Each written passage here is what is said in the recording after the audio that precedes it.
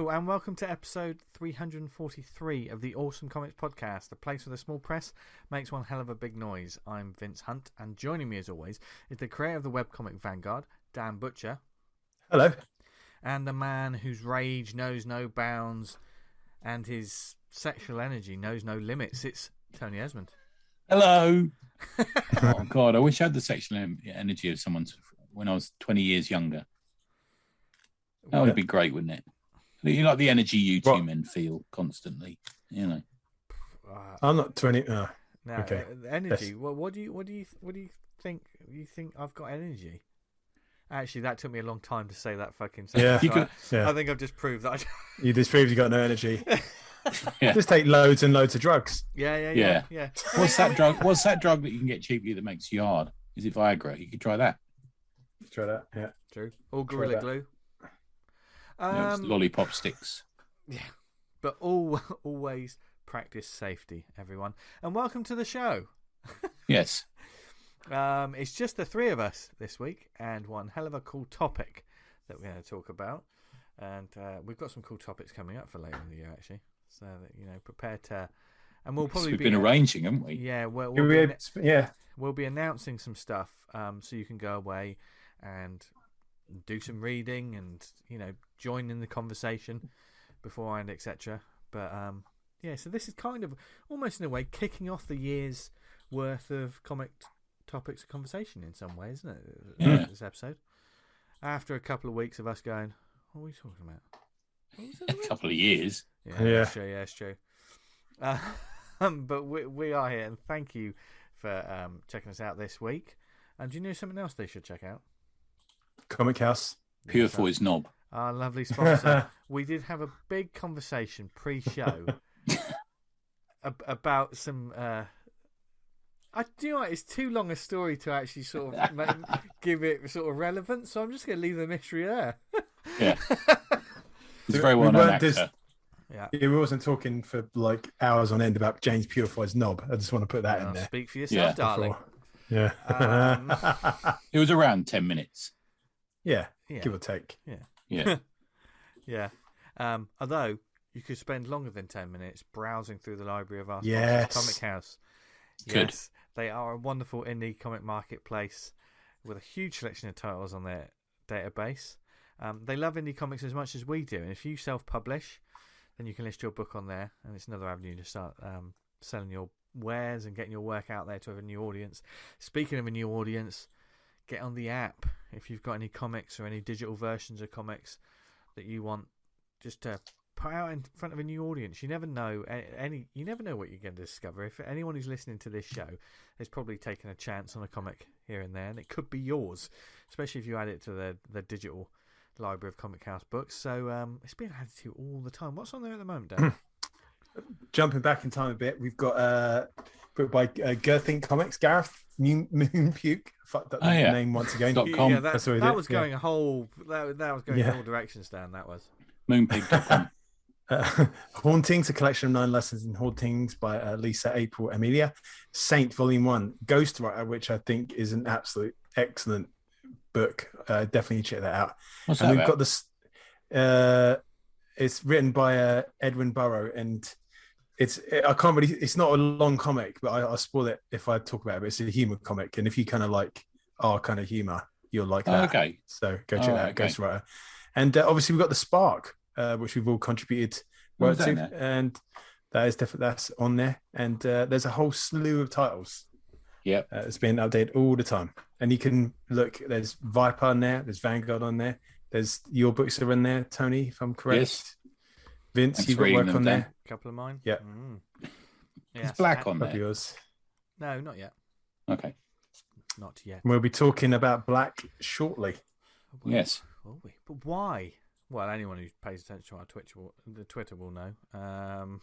But before that, give you a twitch. You should really get on Comic House. It's only £3 a month subscription service, and you get access to all those comics and more.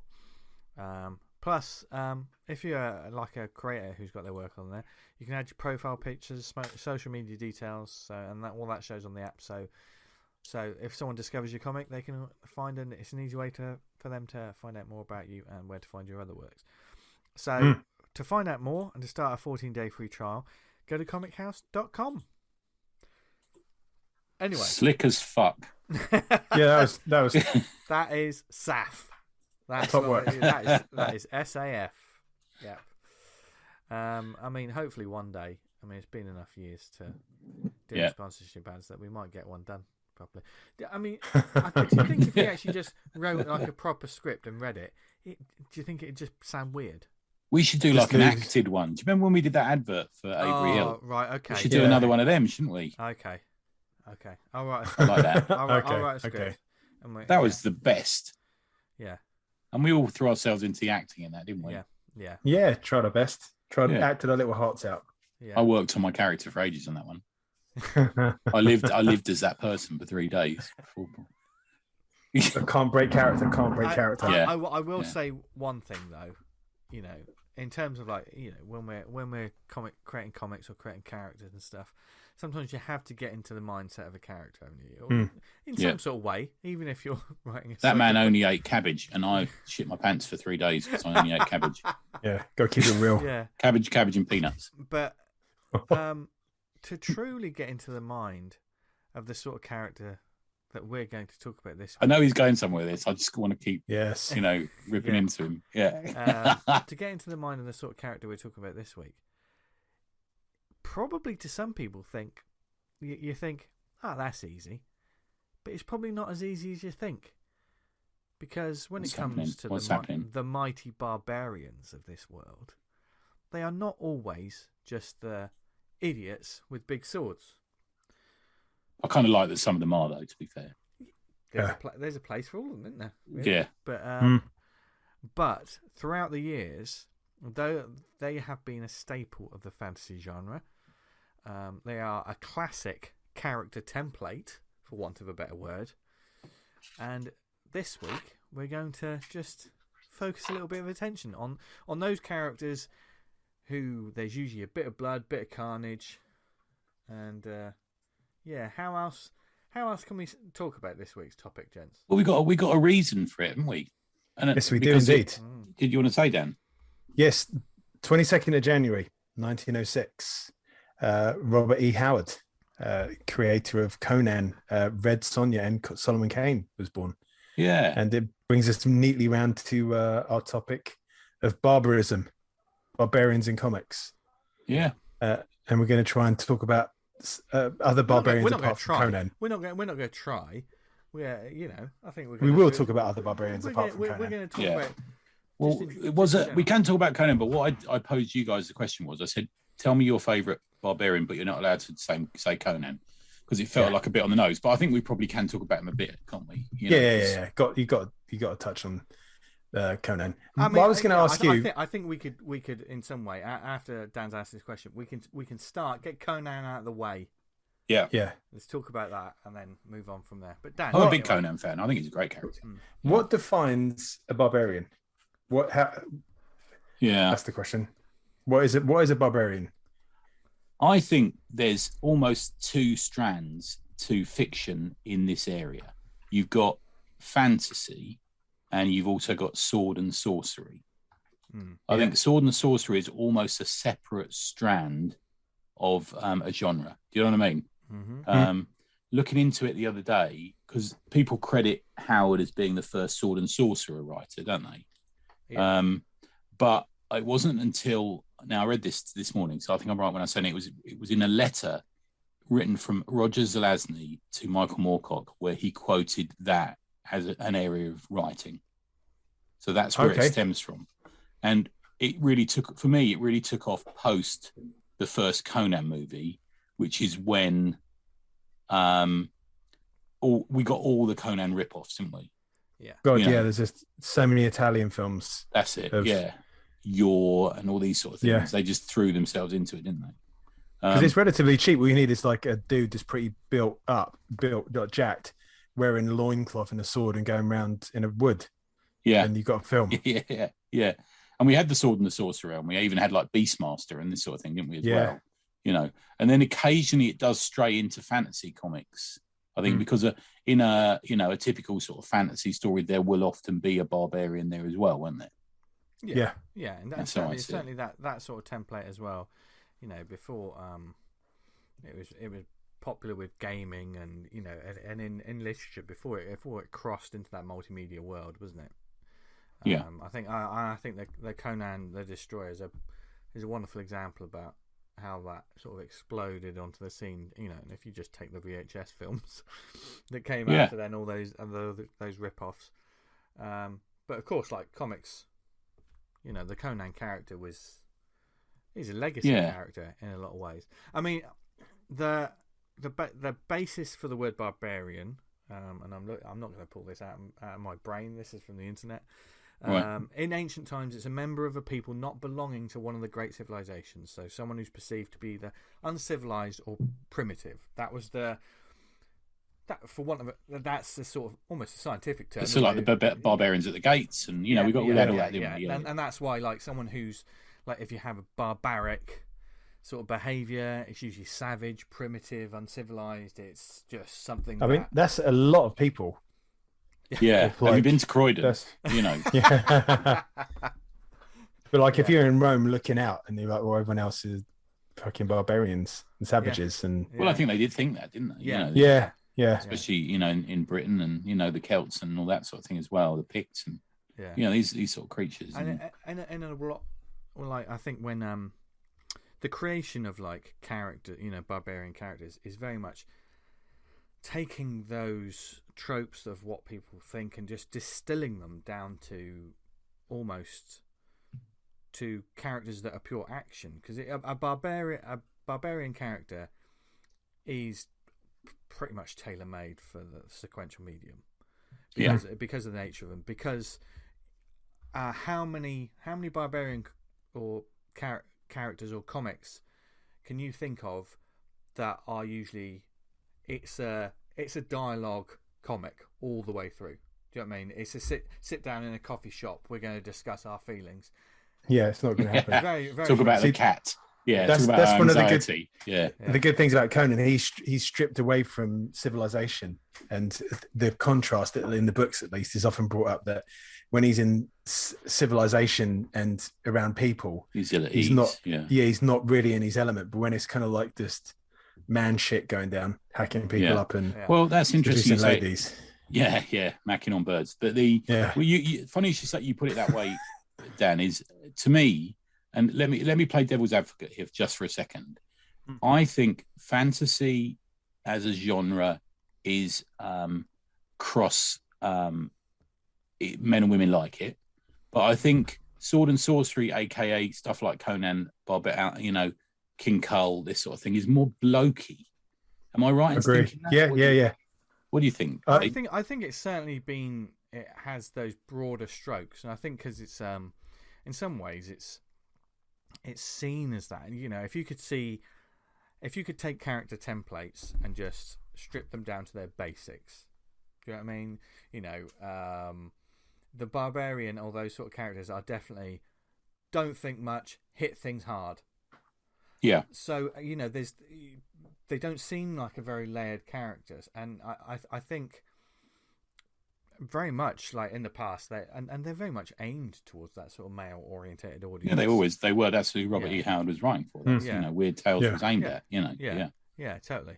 And like I say, when you know your audience and you write towards them, they like the blood, the gore, and the action.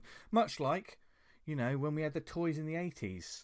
Look, the little He-Man's essentially the little lads were like this. This is for little girls. Do you know what I mean? You watch these toy documentaries and it's so fascinating how these companies aim these things as well. But don't allow people to have an opinion that they are badly written.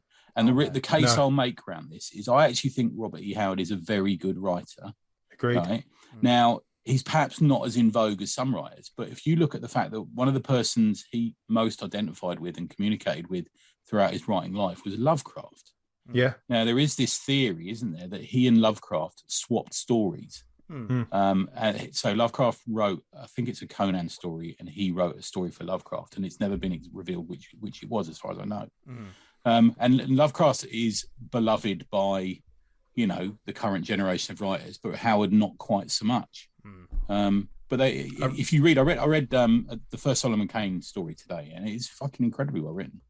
You know, it really is really evocative. I've recently reread all the Conans by Robert E. Howard, and I could not tell you which, if any of those were written by Lovecraft, because many of the stories have Lovecraftian elements where Conan's up against some kind of outer worldly thing that's completely out of his Stygian gods, wheelhouse. basically. You know, Yeah. And it's not just Conan goes around, hacks people up. Here's a bird he gets hold of. There's usually like there's multiple characters and plot lines and threads going through these stories, and usually Robert E. Howard lays out these stories, and then Conan's dropped in it like a pebble in the pond. And he kind of like disrupts everything. One of the attractions I had to it was the fact that life is so cheap. You know, back then there is a real danger of people dying, and you know, just the worst things happening that you didn't get in other sort of stories. You know, and that's why I preferred it so much. I'm a big fan of it, but Conan was one of Howard's later creations. I mean, Kull. I think it was either Kull or Solomon Kane that he wrote first, but Kull that got published first in a story called Shadow Kingdom, which is incredibly well done. I've never read any Kull. I should rectify that. Was Kull Conan's ancestor? Is that correct? He was from he was from the country that King Conan ends up ruling, wasn't he? Is it Aquilonia? Yeah. And then Solomon Kane. If you read the first Solomon Kane story, it's basically a Punisher story. So he meets this young girl, this sort of child who's been raped by this Spaniard, and he basically travels across the world until he kills him. Solomon Kane is like this sort of Punisher style force of nature. Solomon Kane is very much that's when's that set? That's set in a. That's not like a barbarian story, is it? No, he's like, what do you call it? Religious. Yeah, it's around the time that I always think it's that sort of Witchfinder General kind of time. Yeah. But Howard's most popular books were his boxing books. He did a series of books on a bloke called Sailor Steve Costigan, and because he was actually a really good boxer, Howard, as well. And he really got. This is all news to me, man. This is great. Yeah, I've never heard any of this. Yeah, and he did a series of books, and they made a lot of money, you know, for him. Yeah, and were, you know, very popular. But the other, I mean, people sort of forget that he did all this other stuff. I mean, Red Sonja was almost like a side character, wasn't she? And very much not like the character we see in the Earth. But you got Bran McMorn as well. There's some really good stuff in there, I think. You know. Yeah, and like, you know, it's obviously a strong enough sort of character or range of characters that people have been taking from for decades and decades. Oh man, I genuinely think the Conan comics are the most consistent set of comics ever made.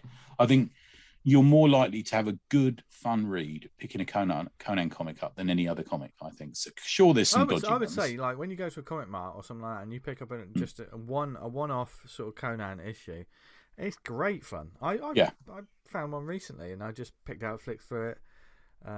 Usually, you know, it's classic John Buscema, probably, yeah. You know, and Conan had that little gold helmet on the top. It's got like that little. Is it the one with the two horns? Is it gold? Yes. Oh yeah, I know. Yeah, I like that. Yeah. I think he's probably taken on some cult at the time. That's usually what it is. Like some snake god cult tries to take him out, and he has a. Yeah. Oh no, I think this one was a cursed tomb. So you got all that. He's good thieving stuff, in or something. Yeah. But I think also that character then was also one of the influences for one of the great archetypes for storytelling in general, not just comics, but I think comics has used it a lot. The sort of lone traveller. Yes. That. Yeah, it's a samurai, isn't it? Yeah. He travels from place to place. You don't know they don't have any massive things to hold them anywhere, like that 80s show The Littlest Hobo, about that dog that went from town to town. But you know, like characters like Wolverine, you know, as much as you know, that leads down to that in some sort of way. There are threads of those sort of characters going everywhere. You know, the lone badass that goes everywhere, that is like, oh, no one messes with them. But also Conan had as well as being that, he was a thief, he was a pirate. He was a king. Yeah. He was like, you know, that's the layers to it, isn't it? Yeah, he despised magic. And, there's these themes. I think they really are classic themes. Yeah. And he's just that character that you recognise immediately as well. Yeah, you can be in anything. I mean, I fucking hate the fact he's in the Avengers, even though he is. But he can be in any setting, and you'll just recognise him, won't you? It's one of those character sort of types, very much like it's the shorthand. He's become a shorthand. Characters like a Wolverine have it. A Hellboy has it. Any of these sort of characters are like, oh yeah, that's like Conan, isn't it? You know what I mean? Which sometimes a creator is like, oh, because you're striving to get away from the influences that you clearly have. Would you class Conan as an anti-hero? Yeah. I think some people would. I mean, I actually admire him. He's very heroic at times, isn't he? He does stand up. Yeah, definitely. The little guy and stuff. But he is a thief. He's a pirate. And he's also like just sometimes ruthless in his own way. Yeah. And he's and you don't think of heroes in the larger sense being ruthless. It's a shame, isn't it? It's a shame that's the way. I mean, I think he's a hero. He's the hero of the story. And going back to something you said as well, Dan, is like, he's another character that is a wonderful sort of avatar for a reader. I'm thinking more in prose here, like the original sort of books and stuff, because we discover the world through him as he travels it. Which so many characters are like that. We follow this character's journey, and that's how we discover what's going on. It's a tale as old as time. That sort of. It was a great series for one-off stories. You did get a lot of one-issue stories, which were well crafted and look great. The whole traveling thing actually is interesting. I was reading about that earlier today. That he actually started writing Conan when Howard was he'd finally got paid, a few quid, and he was traveling around just drinking a lot and writing. So there was a bit of that about Howard himself. That's where it came from, maybe, because he just basically thought, fuck it, and went on the road. Yeah, traveling around, getting into adventures. Yeah. And he'd been a bit of a bodybuilder. He'd been a good boxer at that point. So I dare say he went around. He lived in Texas, I think, didn't he? Probably travelled around America. Probably handled himself. Given into rounds. Yeah. I mean, I think Lovecraft called him Two Gun Bob. Because there was this rumor that he always had a gun on him or something, wasn't there? As well? Okay. Yeah. They seem strange bedfellows. They do, don't they? Yeah, they do. Yeah. I kind of like that he was an autodidact, wasn't he? Howard, he taught himself to write. He was right. Okay. I didn't know that. This was all sort of self-taught stuff. Yeah. I think he dropped out of university or something like that, college, just when he started getting published. Because his first published work was poetry. So that's where he started. Yeah. Wow. Yeah. Okay. He started writing a lot of poetry. Yeah, that's incredible, isn't it? Surprising. Yeah, very surprising. Yeah. So, there you go. And then he created Conan, and look where we are now. He's an Avenger. Oh God. Yeah. He's a friend of Doctor Strange's. You know what? I'm sure some of the issues are half decent. I'll never read. Some of them are right. Patrick Zircher draws some of them. They're okay. I would say, like, if you want to put Conan in the Avengers, have Aryas be Conan, a Conan stand-in. Do you know what I mean? Yeah, which the same character. Yeah, which is he was. So why do you need Conan in there? You just got not as popular. Yeah, people. The Marvel. So I was wondering, from a sort of licensing point of view, what happens? So all right, that Marvel lost Conan, didn't they, to Dark Horse for many years, and then they got him back again. Well, if he's in the Avengers and they lose the license again, does that mean they can't reprint those Avengers issues? Yeah, it's a strange one. Probably does, doesn't it? Yeah, potentially. You can't have them in collections, and now we've got the Disney money. What is the? I thought Conan kind of went out of because it's been out of print so long. Whether it is the kind of there's some technicalities to it, because I showed you those hardbacks I bought earlier, which is a book. I think Vince, or I think it was you, Vince, who recommended one of them, Sumerian. Because it seems any Joker can put a Conan like print book on fucking Amazon. But I think you can't call it Conan. Can you? Right, okay. Well, maybe just the comics. Yeah. With the comics, they've had to call this the Sumerian. The Sumerian. Right. I think is it a French book? It's French. It's a Blaze, isn't it? I think it was a translation, wasn't it? Yeah, because I recommended the first issue of it, which was very, very good. Yeah, very good, actually. Yeah, really good. And also, if you buy the hardbacks, they're not expensive. They have... So they do the Frost Giant's Daughter, and they do all the a lot of the translations, a lot of the original stories. They also have the text stories in the back of each issue as well. Oh, lovely. Yeah, which is quite good. Yeah. So I guess you're right there, Dan. They are sort of almost like anyone can print the prose almost, you know? Right. Yeah, because it seems the one I got was like just seemed like someone had bloody typeset the book over a weekend. It's fucking public terrible. domain, isn't it? It's like the Love Yeah. stuff. Oh, that's with the terrible cover, that one. Yeah, that's the one. Yeah. Yeah. So, never mind that hulking lump of sexy, violent beef that is Conan. Dan. Now, but Barbarians then moved in to the sort of zeitgeist and became something else, didn't they? Really? Yeah. Well, technically, a lot of people claim that the first issue of Conan is the first issue of the Bronze Age in Marvel Comics, or in comics. So, when Conan the Barbarian hit in, is it 71? What year was that? 71. 71. With Roy Thomas, and that's where the Bronze Age begins, and you get so many more from that point onwards, don't you? I mean, Cerebus at one point was a Conan piss take, wasn't it? Yeah. The early issues of Cerebus were, and that completely changed that character, didn't it? Like, the character at the end of 300 is like different. Completely. He did at the start. He did have a little Conan helmet as well, didn't he? Yeah, you're right. Yeah, he did. Yeah. That said, the Teenage Mutant Ninja Turtles were a piss take of Daredevil. Yeah, they were. And then that completely look at them now. Yeah. That completely missed. I did not get that at all when I was reading both those comics. Right. Okay. I didn't realize that. I don't know when you were keyed into that, but that was years down the line for me. I do remember like the canister hitting the boy on the head, and I was like, that's just like Daredevil. That's a bit weird. But yeah. So Daredevil's just a Teenage Mutant Ninja Turtles ripoff, isn't it? Yeah. So where are we with the Barbarians now? Because have you got a personal fave? Like, let's do faves. So we Barbarian you go to? We had a chat, didn't we? So let's do a favourite, but you can't say Conan. So we can do that, can't we? Yeah. Yeah. So who wants to go first? V, do you want to go first? Well, yeah, I'd say when we was looking at the broad terms of it, I think Guts from Berserk would be definitely classed as a barbarian. Yeah, that's true. Just a fucking heartless swordsman that travels around getting up to shit.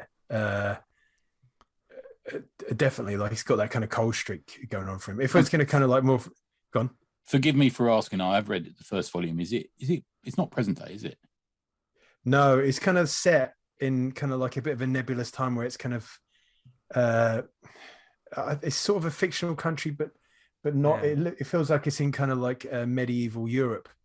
Okay, we get like sort of knights and lords and barons kind of like fighting out for land, and it's an odd one. It's kind of like it got a timeless quality to it, but there's kind of like architecture and stuff that kind of grounds it.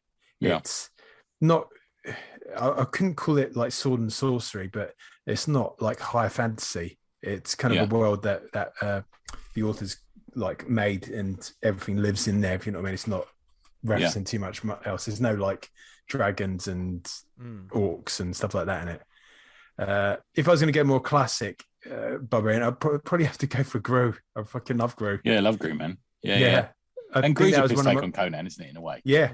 That was one of my first, like, the American sized comics when I started like making the transition from like Beano, Dandy, Transformers, all that, like the bigger size.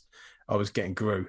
That was like one of the kind of like the gateways into the American stuff I was reading all the time when that came out.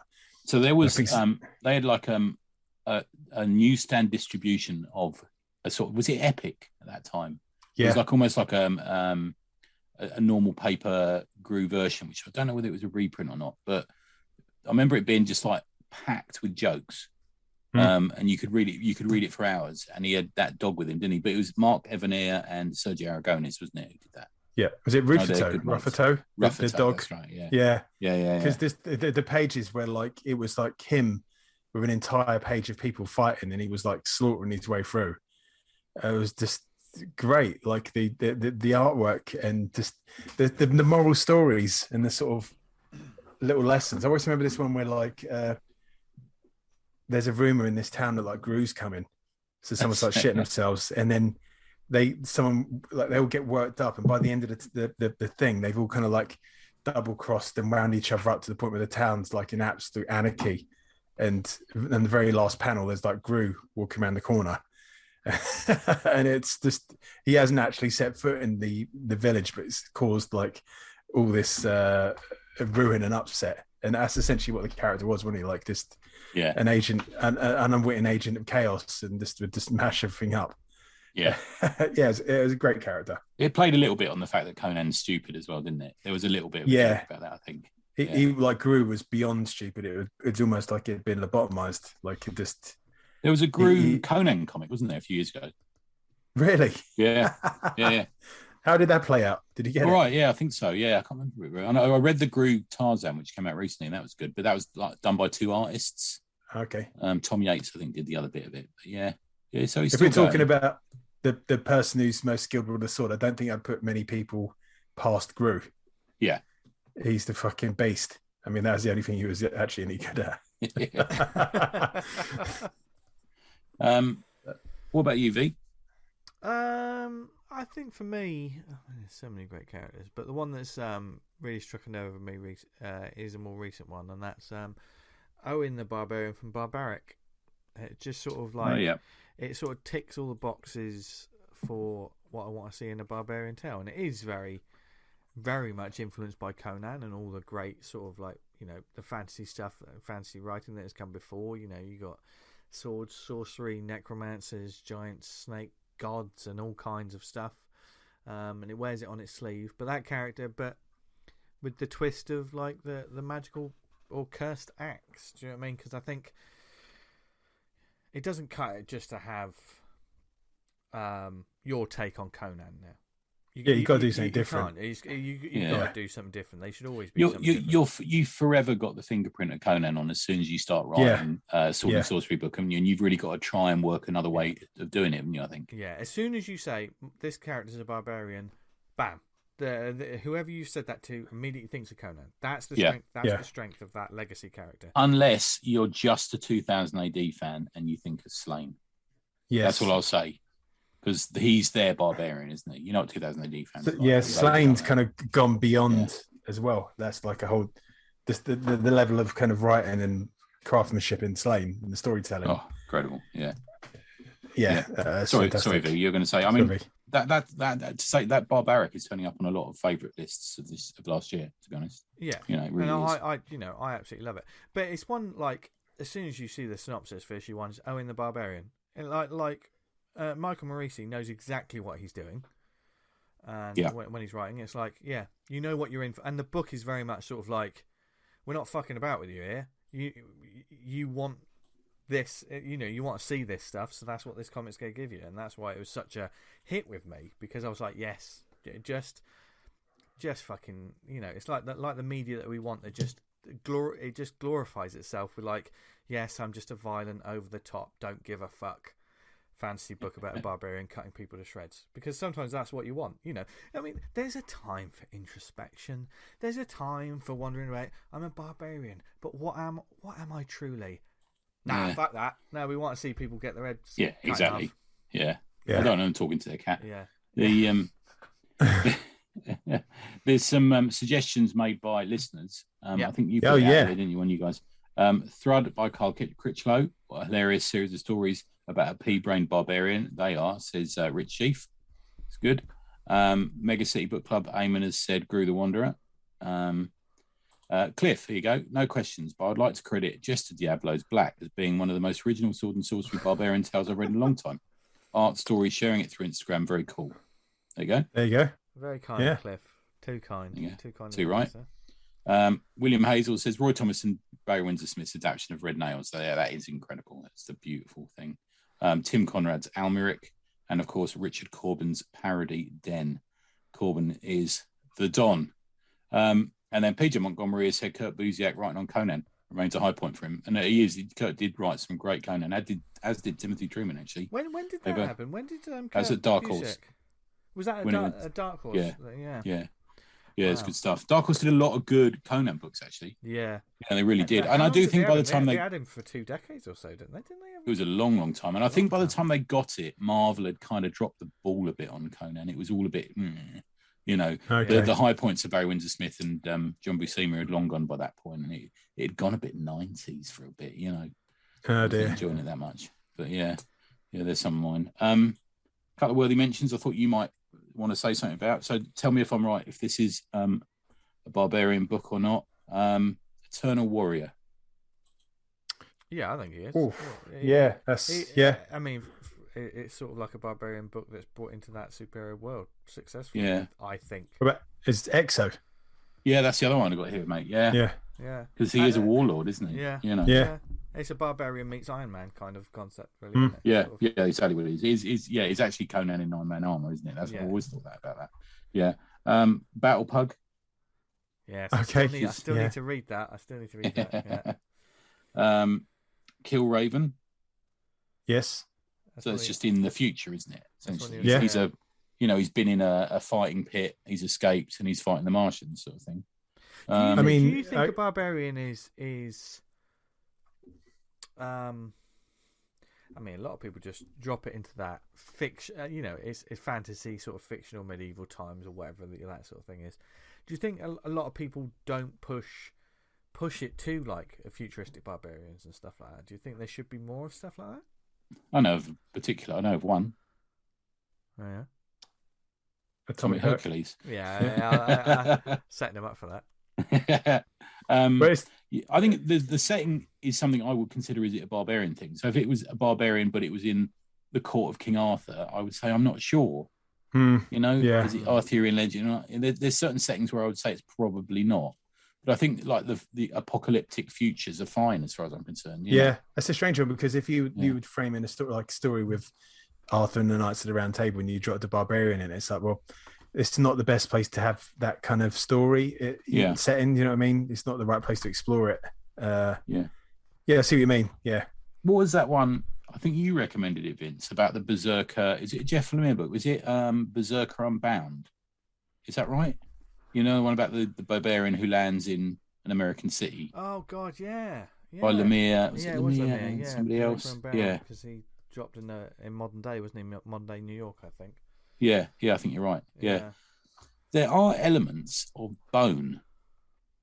Oh yeah. That's a weird one. Yeah. Bone's a world where there's a barbarian somewhere in that world. Just there is. Him. You don't see him. Yeah. But that's the kind of world that they live in, isn't it? That kind of thing.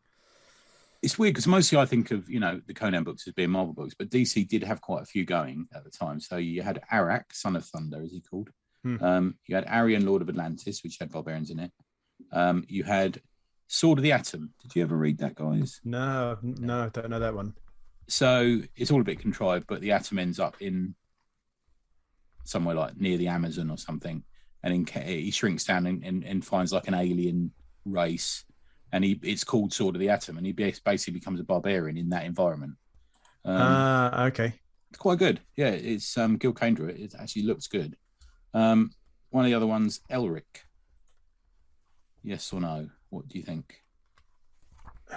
I'm not too familiar with it, so I couldn't say either way. Yeah, there's more of a it's all a bit goth fantasy, but there is a barbarian element to it, maybe. Yeah. You were saying Warlords, right? That's another different play on the kind of the thing, isn't it? Because he's someone from the future or off-world. Is that right? He comes in a craft. Yeah, I'll tell you what. Yeah, because that was going to be my one. So the Warlord, which is I was going to go Killraven, but I've talked about Killraven loads, so I thought I'd go for something that I haven't talked about much, and it's actually not that easy to find unless you're in a convention or a comic market, because there's only 2 issues on Comixology of this series, which ran for fucking years. I think it's outrageous. So Warlord, written and drawn by Mike Grell. First issue was special. First issue special number 8, and then he got his own series. And it was Mike Grell's baby for years and years. And you actually see Mike Grell's style change as it goes on. He goes from being the guy who used to draw the Legion to the guy who, would draw the Longbow Hunters. And you see that style. I mean, I love the Longbow Hunters. I don't think it gets enough credit as one of the big books around the Watchmen time, But it's very Edgar Rice Burroughs. So he's a pilot who crashes into the Earth. And what he's in is essentially Pellucidar, if you know that this journey to center the Earth's core, that sort of area. Yes. It's a bit like that. And it's a bit of a weird one because it's a bit Spartacus. So he's this pilot who crash lands For anyone who doesn't know what he looks like, if you remember what Green Arrow looks like with the beard and the blonde hair, he basically looks like that, but with white hair. And he wears this sort of feathered headdress thing. And he ends up getting put into the fighting pits in like Killraven. So it's a bit Spartacus. He does have a habit of being crucified or, pseudo crucified occasionally, especially in the first 5 issues. I think it happens twice. So there's a bit of this sort of weird Jesus thing going on with it as well. And it's called Scarterus. And his name is Travis Morgan. He's a Vietnam vet who's now sort of test pilot, and his plane crashes and he just stays there. 133 issues. And then there's been a few other sort of shorter runs since then where they've tried to get it going again. Bart Sears drew some of them actually in volume 3. And it's one of the first DC books I remember seeing that had these like really, really impressive double page spreads every so often.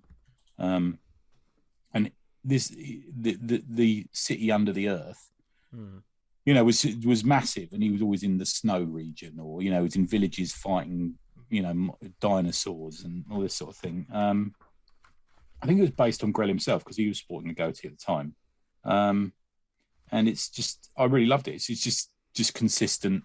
It's like a pulp book, but a comic basically that sort of goes around a bit in circles. Yeah. So is that a bit of a self-insert, you reckon? I think so. Yeah, maybe. Yeah, he's a bit of I think he's if you follow Mike Grell, he does a lot of archery and all this sort of thing, doesn't he? I think. Oh right, okay. When I met him at London Super Comic Con, he was telling me all about it. So I think he's kind of into sort of old school weaponry and that sort of thing. So that's quite interesting. But yeah, it's another one where you can just grab a single issue and it's just fun to read. Yeah. There's no sort of huge thing. But I suppose not kids now, because this is from ages ago as well. But more recent generations probably remember him from, was it Justice League Unlimited? Was that the name of it, where they introduced all the different characters? Yeah, it could well be. I don't know if he was in it or not, but yeah, that was the series. They go to Scarterus in it, and he's got his own little episode about him. Oh, okay. Yeah, but he's a favourite of mine. Yeah, you can get a showcase if you can find it. Or you can just get the issues for 25p or something at a convention. They're not expensive. Yeah. As a broader subject, what do you think that kind of the idea of kind of like a lone figure sort of on their travels? Why does that kind of resonate with people so much? I think it's an easy thing to write as well, man. That's why I enjoy writing Hercules. And I don't know if you found out this with Black Fins, but there's no weight of responsibility of other characters and settings and stuff. They can be anywhere and just be them, Yeah.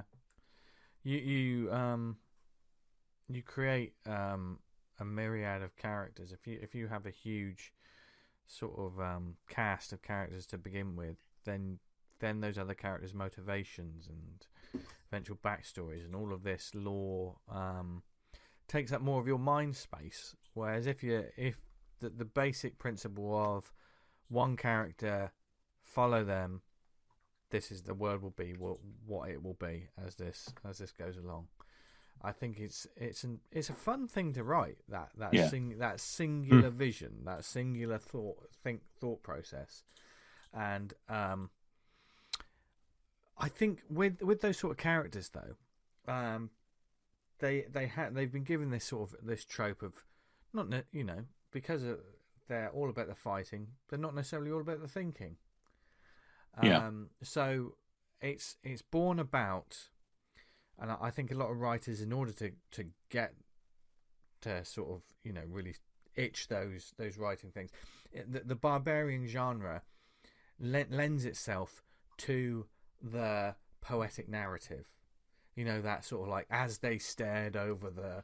Yeah, it's a saga, isn't it? It refers back to that sort of Viking saga thing, doesn't it? In a way, this sort of legendary journey of this warrior, which ties all the way back to. Things like Beowulf, that's a good point. The original, badass wanders in to do something. That's the OG before everything else. In just in literature in general, isn't it? Really, if you think about Beowulf, but if you take that's a barbarian character that's turned up to do these things, and I know there's lots of different interpretations and lots of things going on to it, but back to what you were saying earlier, Tony, about poetry, that was a poem.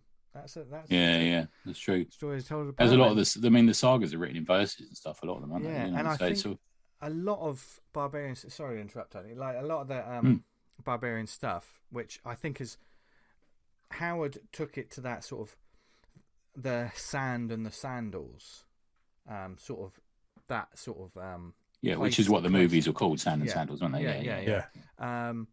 But it seems to be it's sort of not gone back around, but I think now we're at a wonderful place where there's so many different places in the world to take from. I mean, I see, like, especially over the past decade, a lot of Nordic stuff come back. Yeah, there has been, isn't there? Come back in. I mean, there's a one of the books I talked about a long time ago, Barbarian Lord by Matt Smith. Fantastic book. Very much, someone having fun with, as he said when he looked up, he's got the unvarnished tone of Icelandic sagas and the designs of 1980s Barbarian cartoons.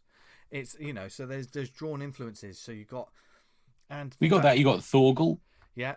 Thorgal's like 50 volumes now, I think. Yeah. And obviously the hugely popular Headlopper. Yeah. They're now sort of the world Northlanders. The world of folklore is bleeding back into it, isn't it? Like Vikings and just. But do you think then? Let me pose you this question then. Do you think the reason we like it is because we'd quite like to be that person? Traveling across the country, we don't have to worry about our car tax or, Yeah, that's certainly like an appeal, like that kind of fantasy of like you're out on your own, like the world's your oyster. Yeah, wenches, murdering people who you don't like, without. It's go on, Dan. Go on, Vin. If it like that time of, it's kind of like the time of like fable and myth of good and evil, and there's a clear good and bad, and a man can make his way in the world through the force of his will and might. Whereas like today, it's a bit more nebulous. There's no. I'm a huge fan of this character mold. No matter who they are, that their legend precedes them, and they are the force of nature character.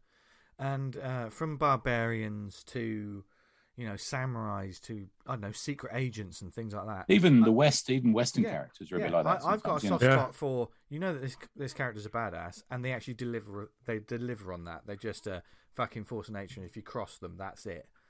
I'm a sucker for that kind of thing. That's why sometimes when I watch a film like The Equalizer, I want to see Denzel Washington just fuck up some fools. Yeah. But do you think this is? I mean, I wrote Atomic Hercules as a satire on modern society because I wanted a character that just did not give a fuck. I think that the touchy-feely world that sometimes we are unfortunately are exposed to about people. You can't murder people in comics. So this is the ultimate opposite of that, isn't it? Which I kind of like. Yeah, this is like the seatbelts are off with these characters, which you can just do what you like with them. And I think to write these sort of characters, these characters exist in a sort of like their take on the world is a lot simpler. They look at black and whites. They don't.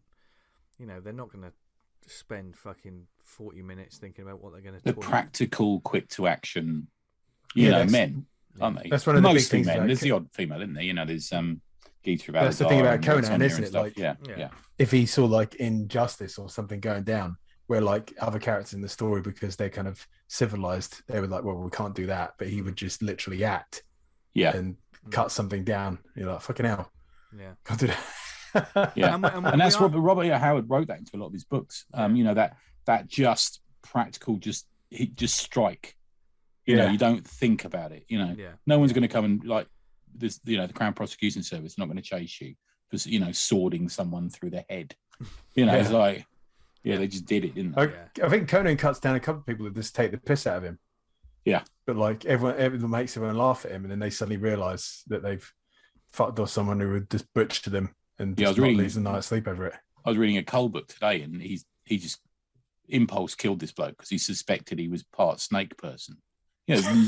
Literally zero proof. He turned out he was right, but he just fucking stuck his sword through him. He didn't like it. If he wasn't, it was oh well. We weren't certain, was he? There was no sort of test for it. But there is also like the elements of these characters are not so completely stupid. Like if they do fuck up, it's like, right, we better leave this town. Right, I'm off. Like, do you know what I mean? Yeah, they just hot foot it off because they get in trouble. All these characters, they're constantly in trouble, aren't they? They get in hot water. They're in over their head, or they've taken mercenary work, and all of a sudden it's like, fuck's sake. I mean, it's often stories when they start the story and they're in chains, or they've been caught, or they're rowing a ship or something like that, aren't they? Yeah. I think as well. I think I think the standard of art on a lot of these books has been really good. Yeah, we've had Richard Corbin, or we've had Barry Windsor Smith. Yes, and some of the Sumerian books are just beautiful. I remember reading those, Vince, and they're just beautiful books. It's absolutely some of the Elric books, and I think a lot of these are artists as well that are just absolutely just inspired by some of those classic fantasy artists from like the 70s and 80s and stuff.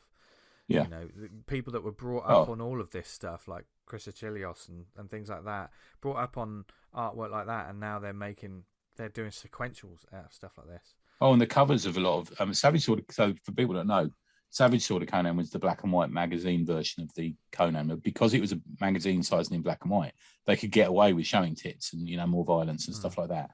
And the covers were those. I remember as a kid thinking, "Fucking hell, they are amazing." Covers. They're like paperback novels, like Frank Frazetta covers of a novel. They're that quality. In fact, that's what inspired who did Marvels, Alex Ross, to do Marvels and do Kingdom Come, because he said, "I wish all comics looked the same outside like Savage Sword of Conan does inside." Yeah, which is the reason he painted the interiors, because the covers of these were just the same as a lot of the paperbacks that were coming out at the time. A lot of the Sword and Sorcery paperbacks we were buying up like crazy people at the time, just had amazing covers, and then you got to them, you're like, oh, okay.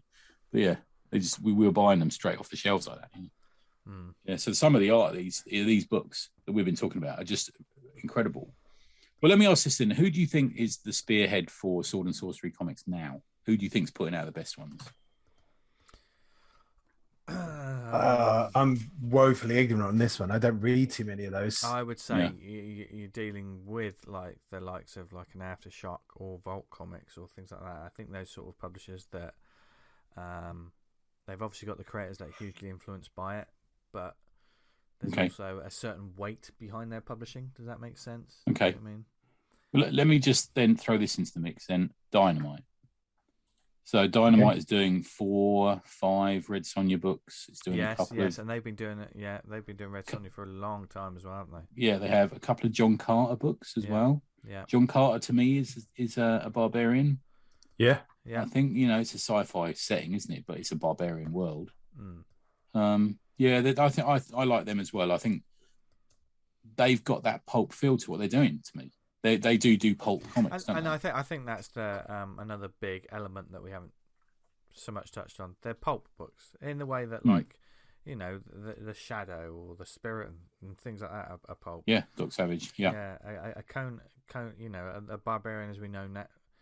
The common conception of a barbarian is a pulpy sort of thing. It's just entertainment. It's they sold massive numbers.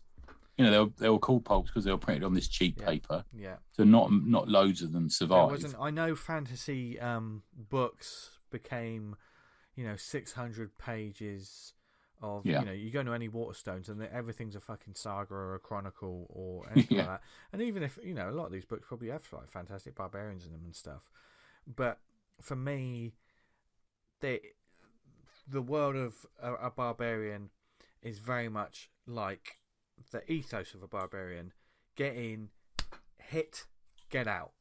It's that sort of, and that was why I think partly that Conan was that short, sharp fix, wasn't it? I think it was like and why it blended so well with comics, because you had the 20 pages, 24 pages, to do that. So a lot of them were just bam, bam, bam. It's it had to be impactful. It had to. Some of the Howard stories are like 8,000 words. Yeah. They're not super long books. Yeah. They're mostly short stories. Which is the reason when I started reading them, I don't know if you were the same, Dan, is I picked up those books that were partly written by Howard and partly written by people like Lynn Carter and L. Sprague de Camp and all these sort of people. Yeah. You know, who just finished off stories or put their own stories in, you know, in this sort of chronology we knew of Hercules, of Conan, which ended up with him being this king. But do you want to read like an epic, you know, one of those? No, it doesn't work for Conan. For Conan, it doesn't, and I don't think it works for a lot of Barbarians. I think you're right, because this is a weird way to look at it. Another thing about a Barbarian is the fact that you have the joy of creating the supporting characters. You know, the Barbarian is the force of nature, but then they'll meet a stealthy thief. Do you know what I mean? And you have that element of it. Someone that isn't anything like a Barbarian, but is the sidekick. They'd always meet a magician. There'd always be an evil magician in the mix, or a crafty landlord, or you know, this sort of thing. Yeah. To put it into Conan the Barbarian, what's the second film? Destroyer. Yeah. They essentially just stick a load of those kind of characters next to Conan, didn't they? Yeah. Like, they did it with Red Sonja as well, didn't they? Yeah. It's just a lot of side characters. So you have to give them a supporting cast in some way. If you're going to have a longer story, because they're almost.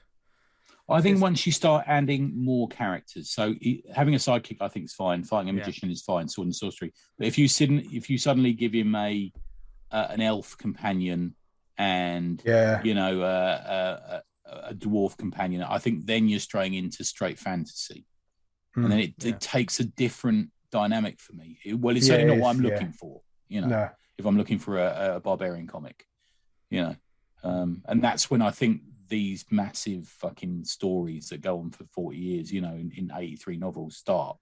Yeah. Like a Piers Anthony and that sort of thing. Yeah. I think, because Barbarians also, in their very nature, there's a certain one note to them, isn't there, really? It's kind of the point, kind of the attraction for me, you know. Exactly.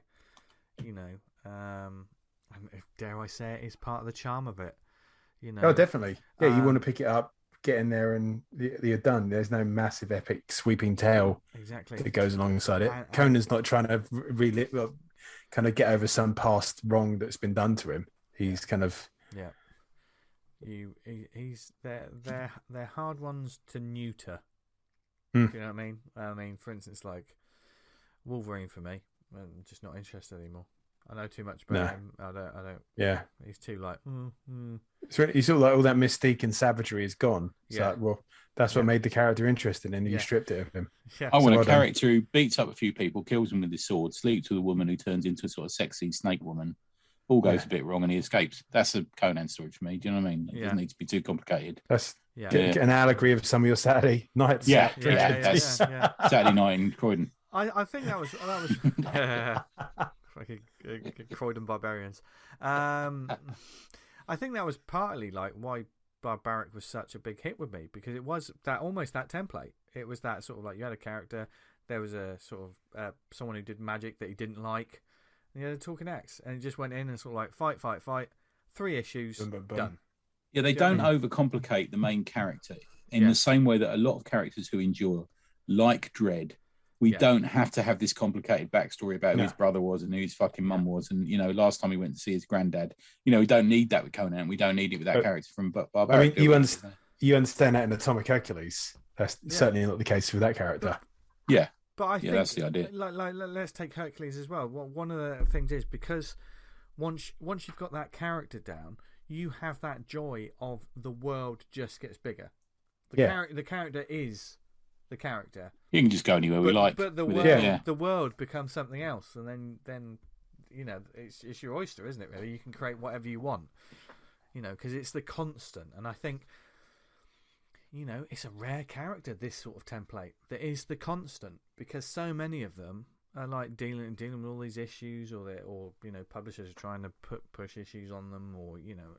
But this spin-off stories, the spin-off, all that sort of wank. They've got huge families, or they're worrying about all this. But this character that's like, fuck it. You know, if Conan just came across a multiverse, he'd just kill a couple of blokes and have sex with a couple of girls and leave again, wouldn't he? Yeah. He'd introduce his cousin Connie the Barbarian, and she'd start slowly taking over adventures from him. Yeah, that's good. Yeah, that's good. Yeah. Yeah. Have you ever reconsidered killing all these people, Conan?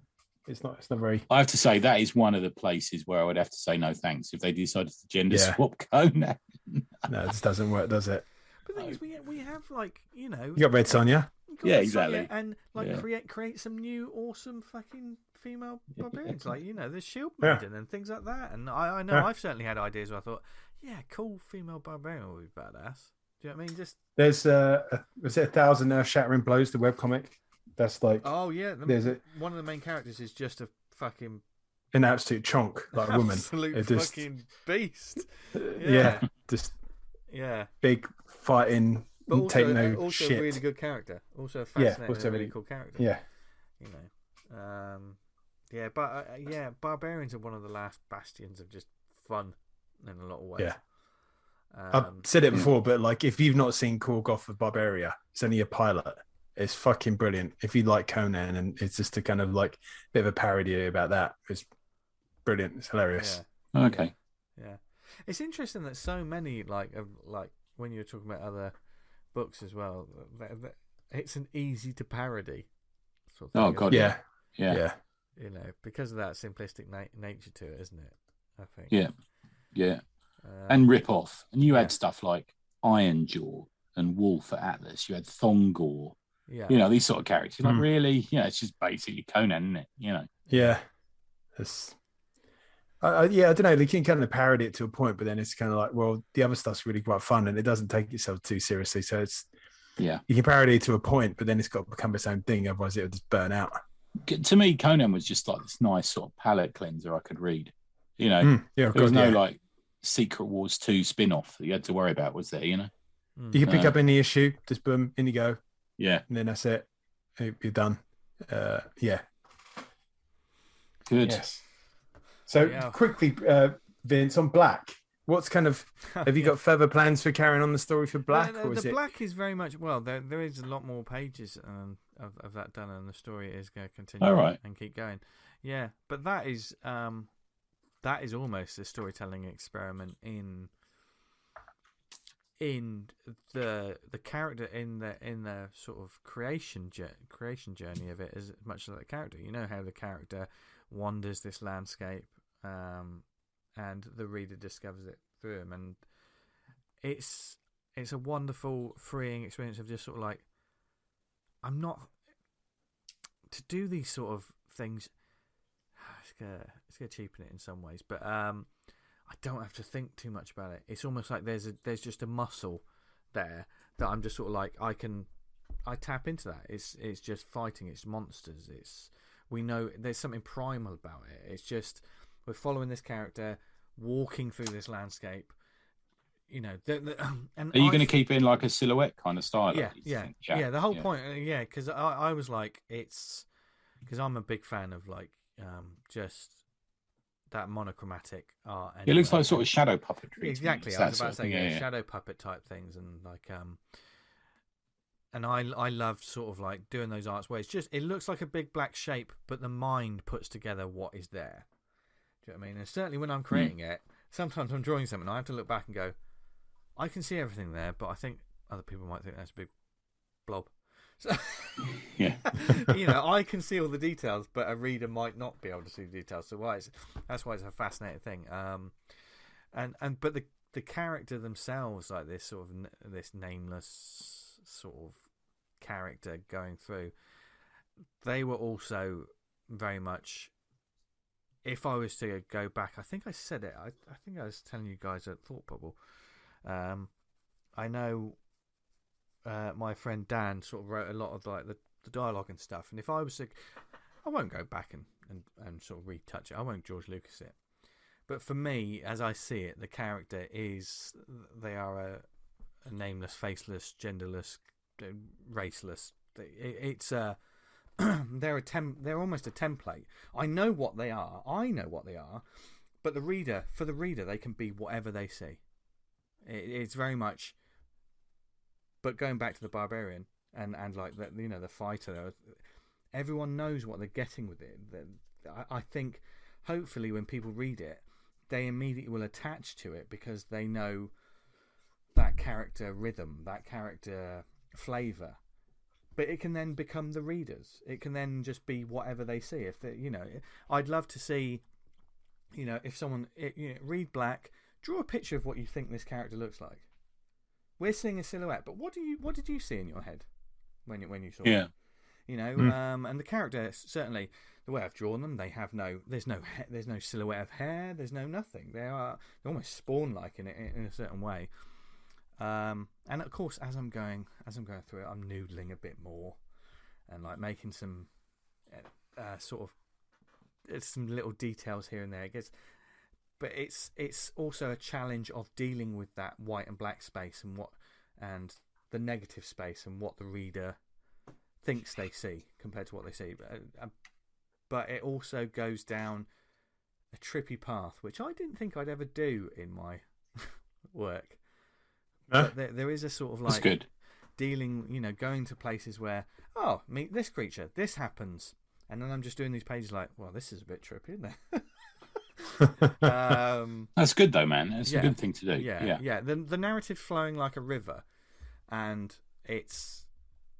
I know there are end goals and there's cool bits they want to put in it, but I'm challenging myself as much as I'm challenging the character as they're on this journey, and in some ways, because I pretty much did these pages and I gave them to my friend to sort of say, look, just write words on this.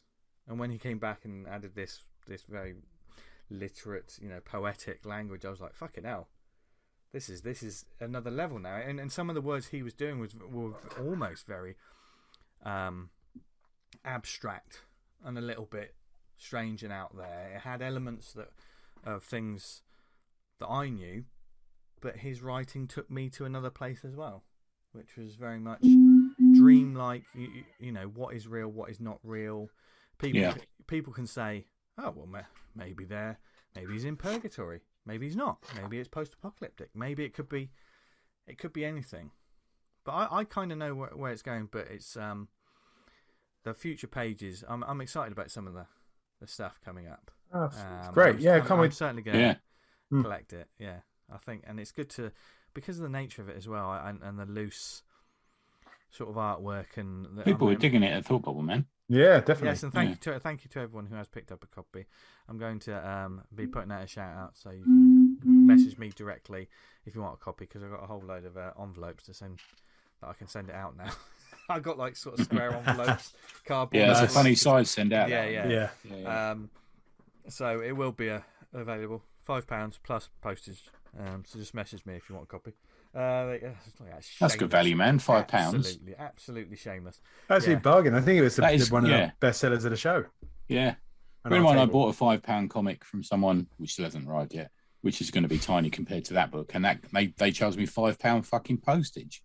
That was nuts. That one you reviewed earlier this week was it's like 20 odd pages. We had 4 pages of back matter. It's like that's a bit presumptuous to do.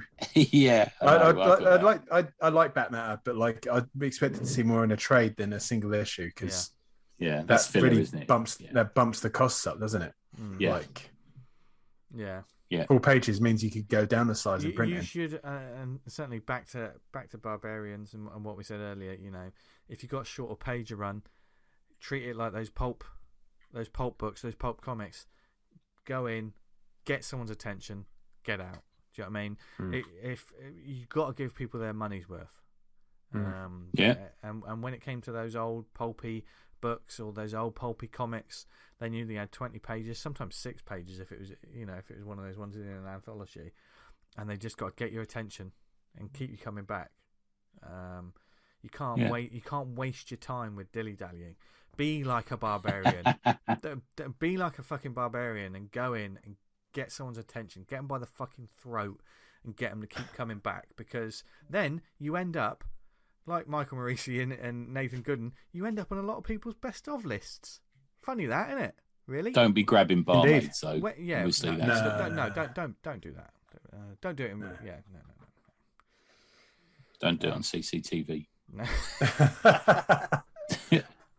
And if you're not going to do it, don't get caught on CCTV. Bloody Barbarians. Barbarians would actually hate CCTV, wouldn't they? They would, wouldn't they? Yeah. Probably smash it. Yeah. All right. Here's before we finish this up. Let's see if we can just have a little bit of fun here. Let's live right now. Just create a barbarian. I would do. She's a mum from Croydon. Yeah, she's got a Croydon facelift going on in her sweatpants, and she's transported back to the Hyperborean age into Samaria, and she's got to put up a fight, and with some barbarians there. So that's where I go. What's it called? Sandra of Croydonia? Yeah.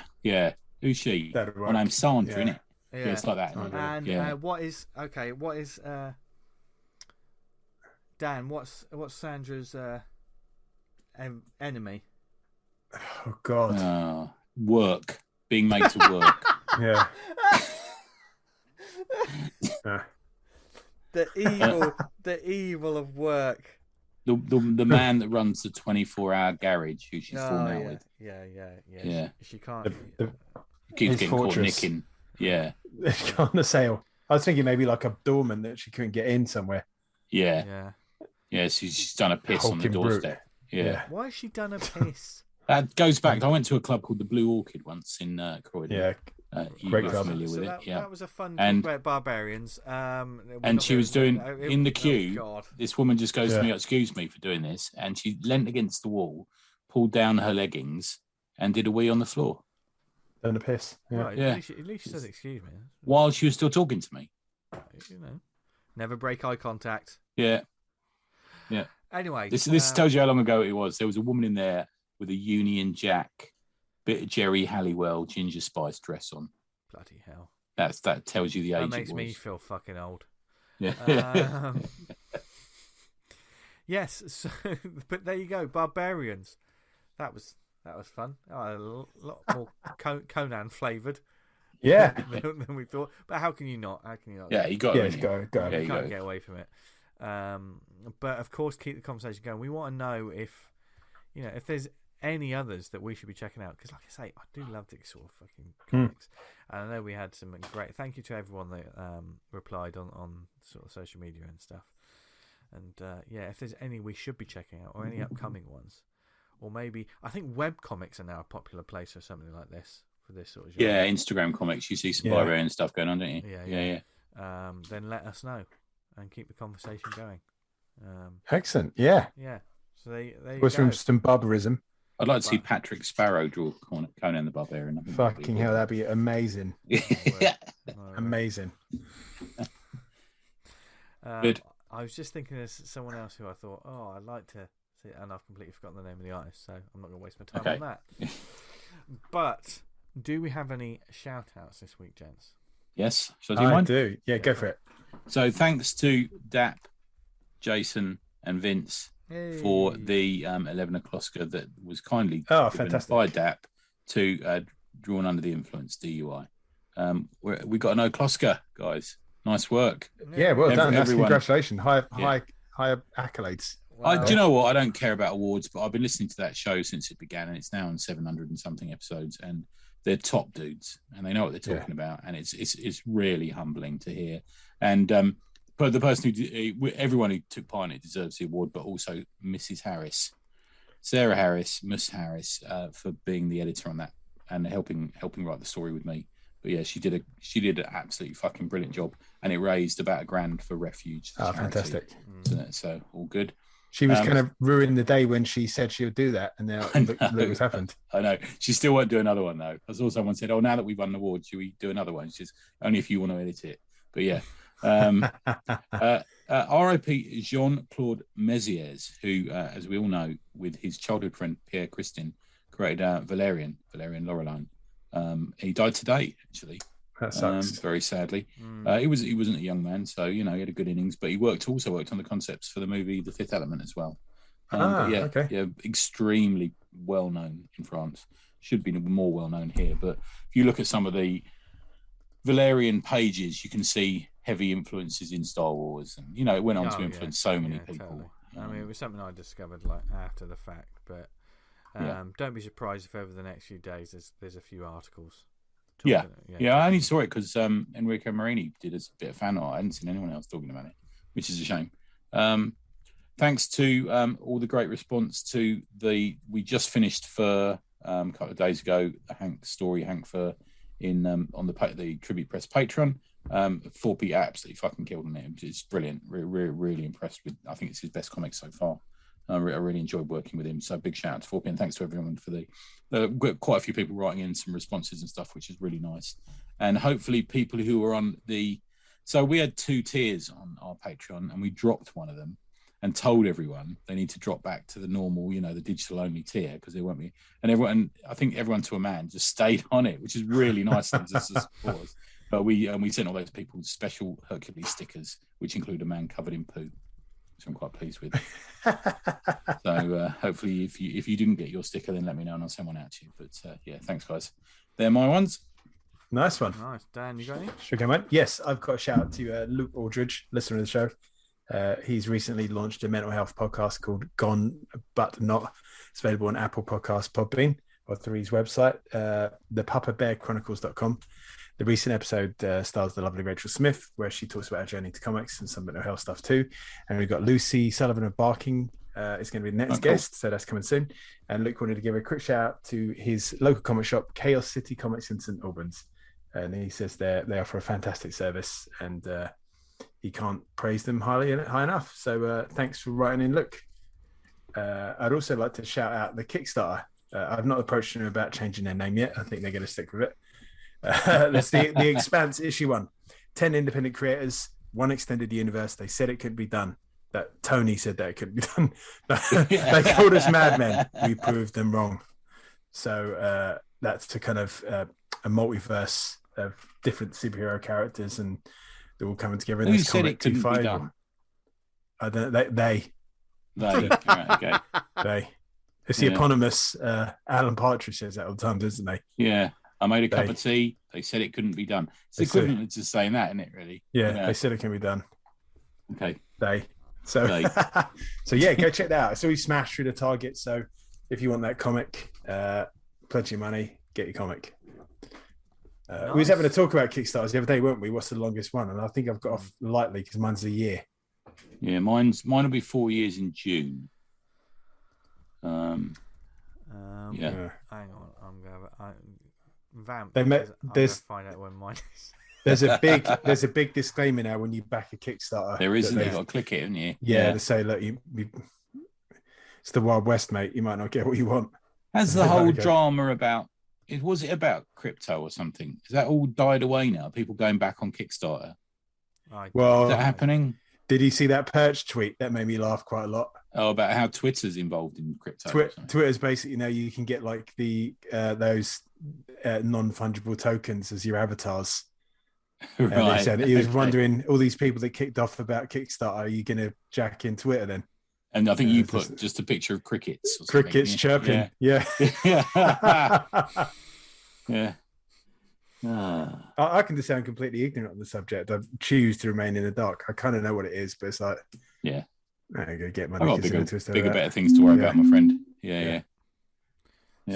Who's got their phone right next to the microphone? That's mine. Sorry. When did you? How long was yours, Tony? How long was I? What? The Kickstarter? It'll be 4 years, so it's about 3 years, 9 months at the moment. Beat you. Hey. Mine had an estimated delivery of May 2016. Is that body bags? Yeah. Fucking hell. How much was that, if you don't mind me asking, mate? What, that I backed? Yeah. I'm not going to tell you. All right. Well, I've got an Indiegogo that I backed, and they obviously take the money, even though it didn't make the amount. And that's the last email was like 2019 or something, saying, "Oh, we're still looking at finding a printer and all this sort of thing." I'm like, fucking hell, come on, you're having a laugh, aren't you? Just send me my money back. This is never going to get made. And that was 50 quid. Oh, that's a lot. That's a lot. Yeah. So yours was quite expensive, Vince. It was that the body bags book. Yeah. Did you go for the physical copies? Did you? Yeah.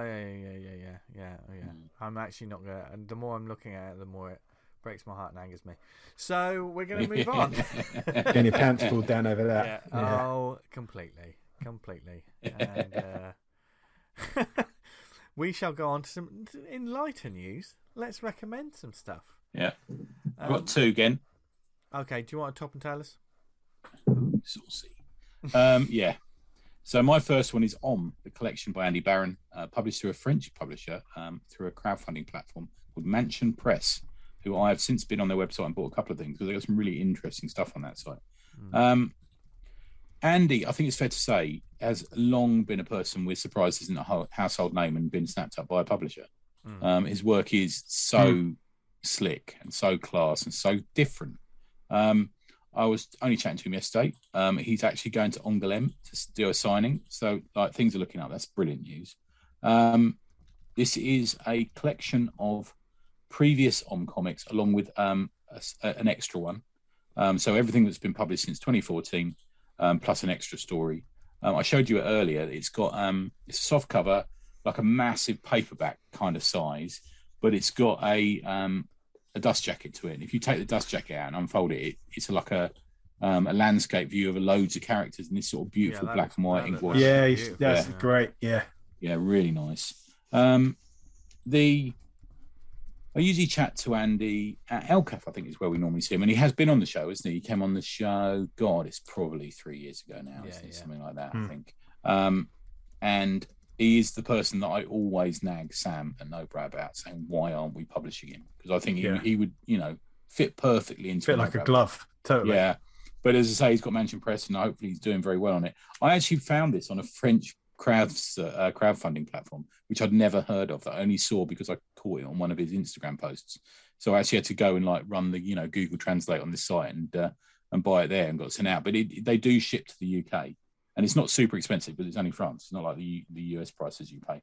Now, when he came on the show, he did talk a lot about Jim Woodring, if you remember. I think he owned a page, which I'm super jealous of. And I'm a big Woodring fan.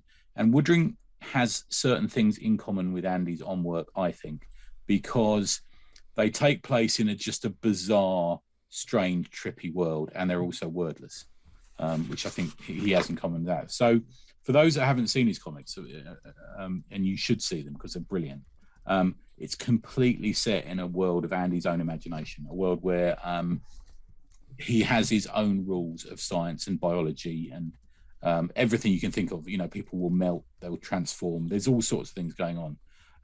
Is a mostly bipedal traveller and observer in this world. They are both a protagonist and a sort of every man, every woman, and falls through almost like a shifting reality that at times reveals itself as a sort of colourful psychedelic trip. Some of it is done in a 2-colour style, some of it is done in a black and white style. Maybe sort of a Vaughan Bodie kind of, I suppose, is nearly it, without that sort of hippie cool dialogue stuff that we got in those books. Obviously a big rip off for Bodie was Wizards. Do you remember that cartoon? Yeah. Yes. Yeah, so it's sort of, there's a certain similarity there somewhere. There's sort of very transformative in a, I don't want to call it a sort of non-narrative structure, because there is a structure to it of a travel. In a way, it's a Barbarian comic, because the creatures come up against each other and some of them will have axes and fight each other, and there's sort of monstrous little asides with grotesque characters.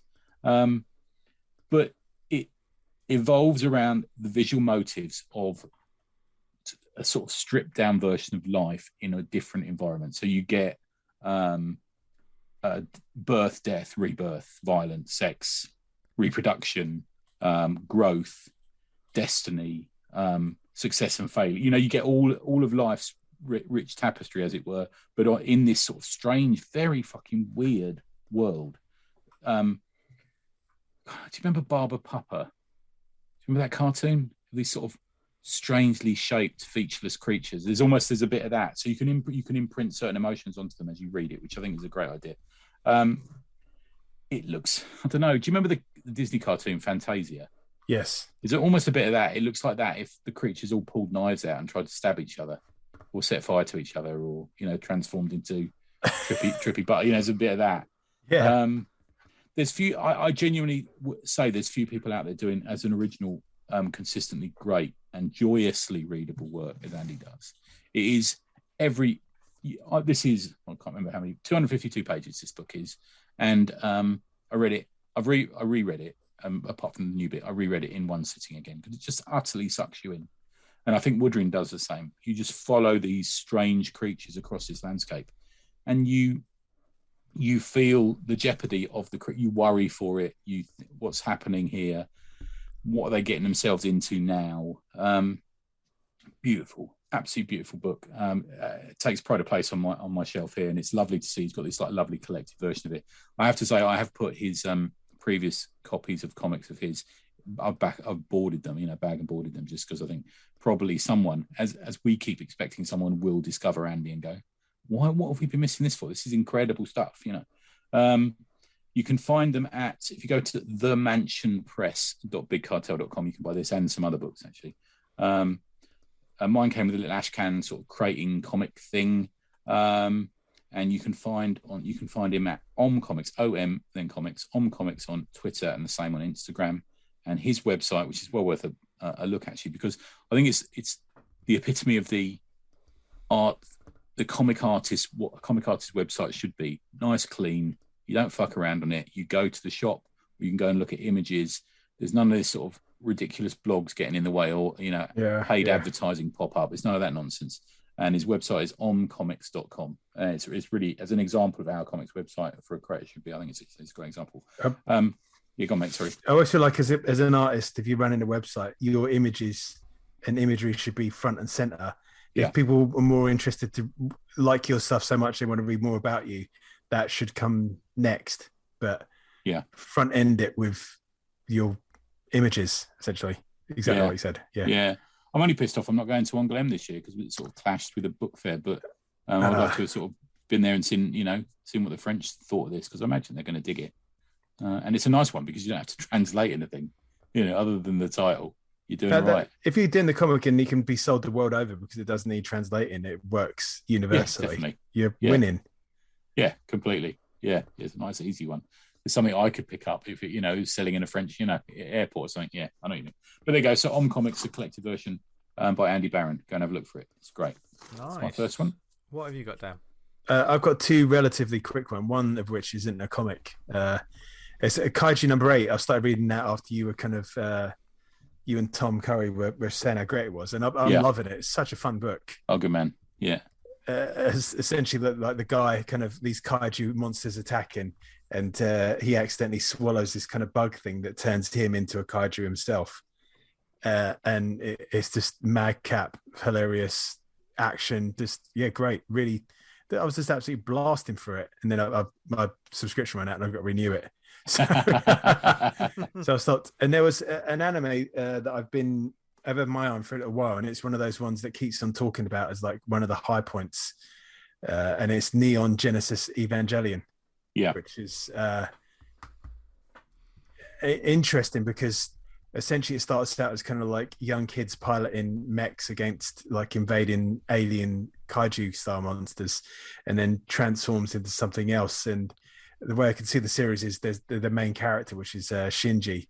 He undergoes like severe psychological and physiological damage when he pilots the Evil One, which is like the big robot of the series, and he's essentially the only one that can stop all these alien invasion from these angels, and he doesn't want to do it. Right. So it's kind of like a real nice play on it. And the season 1 of that's on Netflix. So if you want to check it out, it's got really good reviews. I don't know. I'm only halfway through, so I couldn't tell you whether I couldn't give my ultimate opinion on whether I think it's worth the watch or not. But I seem to be enjoying it so far. So that's one I would check out. Cool. Nice. Vincenzo? I'm going to eat my own words. Oh. I'm going to basically go back on something I said, because I bought a comic this week from Marvel, and I think I read this too. I was like, well, I'm not going to with Marvel. Yeah. I know. And I won't for the most part. I'll stick to my guns on that. But this was a bright and bubbly new number 1 of a character I've always been a fan of anyway. This was She-Hulk number 1 of 5. Written by Rainbow Rowell, art by Roge Antonio. Rico Renzi is the colour artist. VC's Joe Caramagna is the letterer. And there were other covers by Jen Bartel and Adam Hughes. And there was an awful lot of variant covers, as I can see. And Marvel doing loads of variant covers and stuff now, aren't they? I don't know. Yeah, I think that's just what they do loads of variant covers because they get the people to buy them, and then that boosts up sales. Yeah. It says on the inside of the book. I mean, there's the synopsis on Comixology, whatever. She's been the Fantastic Four. She's been an Avenger. She's had the powers of Celestial, but all that's over. So what? So now what? And I just gave this a punt because I thought I like the She-Hulk character. It's synonymous with fun comics all the way in the past, but it hasn't seemed like it has been fun for a while. I haven't been reading it, so Tony, I'd imagine that character. What's that? Sorry, mate. She-Hulk hasn't been a fun character for a few years. The problem with She-Hulk is she's been she looked like the Hulk in the Avengers. She was this sort of. She was the centre of a recent event, and just the Hulk with long hair, essentially. Yeah, and I think there was a kickback events. We don't like her when she looks sexy, like John Byrne used to draw her. It was a bit of that, so they made her. But she's back to being sexy again, isn't she? Yes, and back to being Jennifer Walters as well, the lawyer who's just trying to live her life. This is. I'm hoping. I mean, I really enjoyed this first issue. It doesn't mess about. It's funny. It's got it's very lightweight, but in a nice way. It's fun. There's some great dialogue. There's immediately, as you got to do with a She-Hulk comic, you immediately got to put in Titania immediately, as because they're the go-to sort of nemesis, if you want, the butt heads. But now Titania's now married. Who's she married to? She's married and settled down. Isn't she? She is married to Creed, isn't she? The absorbing man. Crusher Krill. Yeah. Crusher Krill. Crusher Krill. Yeah. I didn't think that was her. Is that her? That's her. Yeah, that's her that fights her. Because she just looked a bit soft to me. Yeah. But it's someone that always wants to fight the She-Hulk. It's very much. This is a comedy book. That's what it seems like, which is it gave me what I wanted in this book, which was a surprise, because I went into it thinking, all right, it's very much got a bright cover, just She-Hulk. You got the yellow, you got the green. There's She-Hulk. There's She-Hulk in purple letters. I was like, right, hopefully it delivers on the simple fun that the cover has. And it was. I actually I really enjoyed it. Actually, I hope the series continues to be like this. I don't know whether I'll I might buy the second issue because I did enjoy it quite a lot. But it's just £3.19 for an individual. Oh God, I'm so stingy. It's either that or I wait for the trade. But I would say that the creators on this have got a great handle in balancing it all at the moment. I'll be interested to see where it goes forward. Because it didn't really falter from any sort of hefty messaging, for want of a better word. It seemed to be just a simple, oh God, right, I know I've got to rebuild my life. I've got nothing. Where do I go? Oh, I've got my mates. You've got friends and getting caught up and being She-Hulk, and I want to see something fun in comics. Bloody hell, imagine that, eh? Especially fun in a Marvel comic. Because sometimes they're very much ugh. God, I'm so down on them, but a lot of it is quite grim, isn't it? A lot of the time, the big events and everything's so dark. Yeah, you want, yeah. And sometimes, yeah, She-Hulk, especially She-Hulk, was always let's just fun. Doesn't take itself too seriously. It was comedy. It was very much.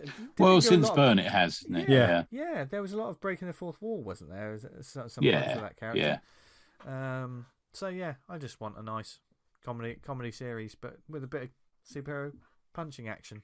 So yeah, She-Hulk really surprised me, and so there you go, She-Hulk #1. Check it out, especially if you're a fan of the Jennifer Walters that you know and love. I think maybe I just want to see this character about the She-Hulk. I don't want to see her then be in a huge Avengers event where something happens that I just don't care about. Yeah, fair enough. Yeah, but like I say, I'm a hypocrite. And I bent the knee, but I enjoyed bending the knee for this. So there you go. There's no problem in reading if you fancy jumping into an issue. It's just kind of Yeah. I think because a lot of the characters in Marvel are sort of like, for me, they're not clicking with me at the moment, and maybe that's because my tastes, that nostalgia vein is too. Oh, the characters they're different to what I liked before. And like I say, sometimes it's too dark and grim. But I saw this and I thought, it seems like the sort of comic book I want. And it was. So there you go. More fun, please, Marvel. That's the quote of the episode. Okay, so Tony, take us home. Yeah, just a worthy shout out to Stray Dogs, which I finally read today. I've been meaning to read this book for ages. Oh, is this the Image one? Yeah. Sarah's talked about it a few times, hasn't she? Yeah. I'm really interested in this. What's this one about? This is just like a worthy mention, but it's about a load of dogs who discover the bloke who looks after them, their owner, is a serial killer. It's done in a very cartoony style, and I generally won't read it or watch anything about dogs because I don't like it. And this one, occasionally I did go, oh no, but it's exceptionally well done. It is really good. I would say give that a go. It's a simple one-off trade. I think he's done a couple of sort of extra issues, but there you go.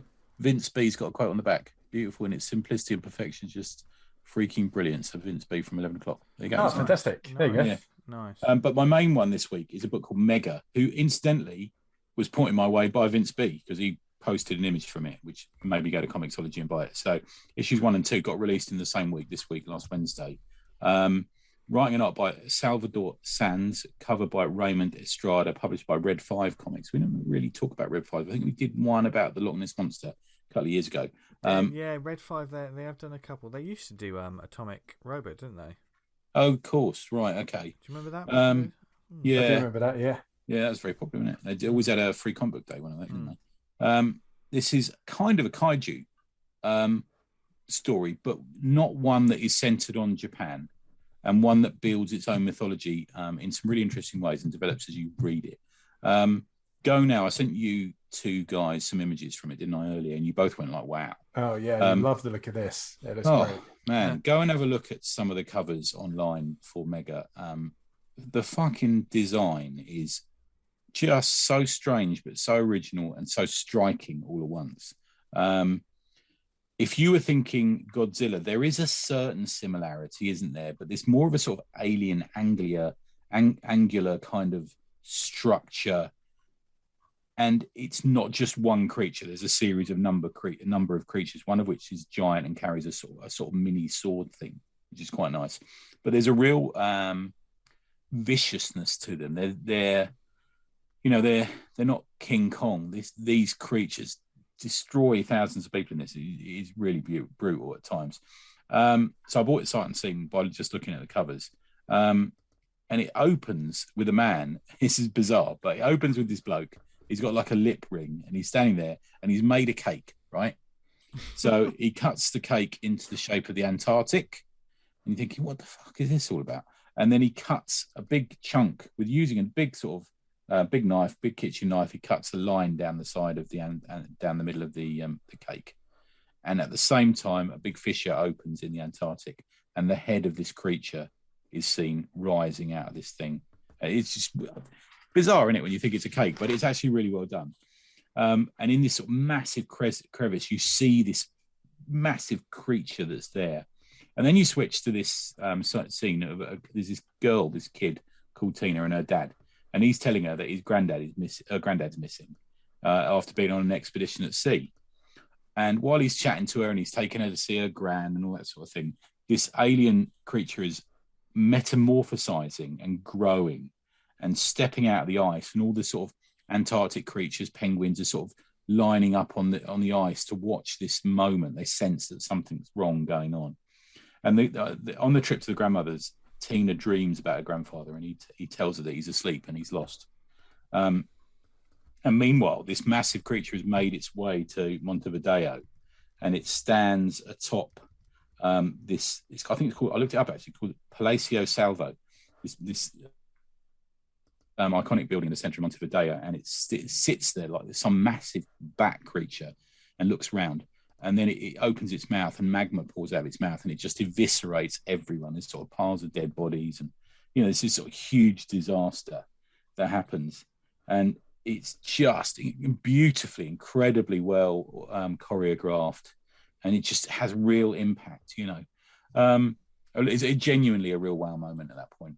Issue 2 develops. I think the first issue is like 50 pages or something. It's quite a long book for your money. It's not bad value. And the second one, they build on the mythology, and it turns out that Tina's grandpa has left this horn in a box on his desk, and she dreams of him, and he says he needs her to go and blow this horn. So this kid blows this horn, which summons this creature called the Mega, which is turns out Earth was a prison and Mega was the guard, and all these creatures in all different sizes are now being released by the man with the cake. And these creatures who are now the Earth, and all it's got as a defender is this massive Kaiju himself, who carries a sort of weird, looks like a cross between a key and a sword. Fucking hell, what a series. Out of the blue, just straight out of the blue. The art is, I think he does better with the creatures than perhaps he does with the people. The people occasionally are a little stiff. Okay. But there's an artist who did a book called Armies that I know Pat quotes as an influence for Slain, called Jean-Claude Gall, and the art reminds me a little bit of that, a little bit like a not quite as polished or proficient Corbin maybe somewhere. It's that sort of darkness to it, he writes some really great moments. But the dad-daughter thing is really realistic. It feels that, like it's a dad and daughter, it's all right, granddad's just lost. They do all this sort of thing.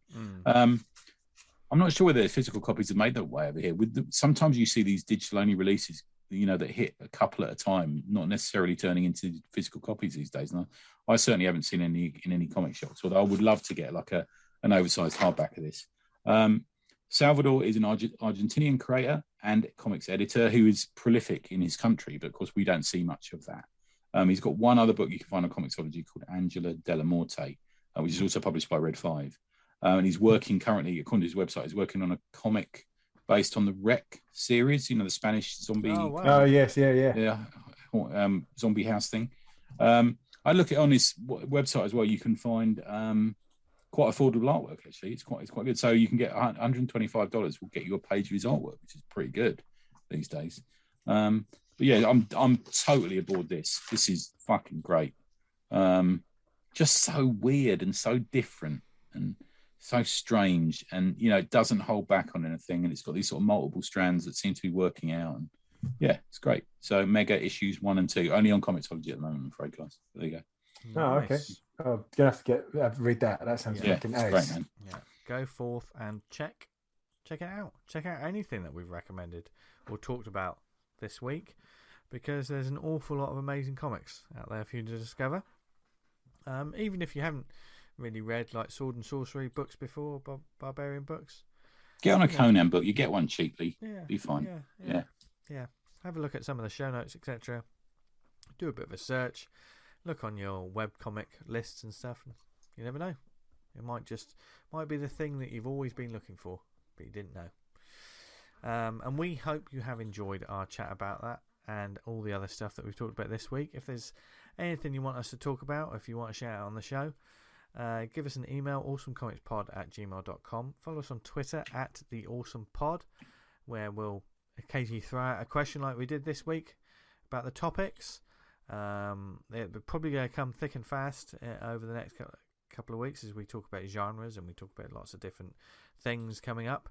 Manga month. If you do, Manga month's looming. Yeah, that is looming. If you do the Book of Faces, go to facebook.com/awesomecomicspodcast.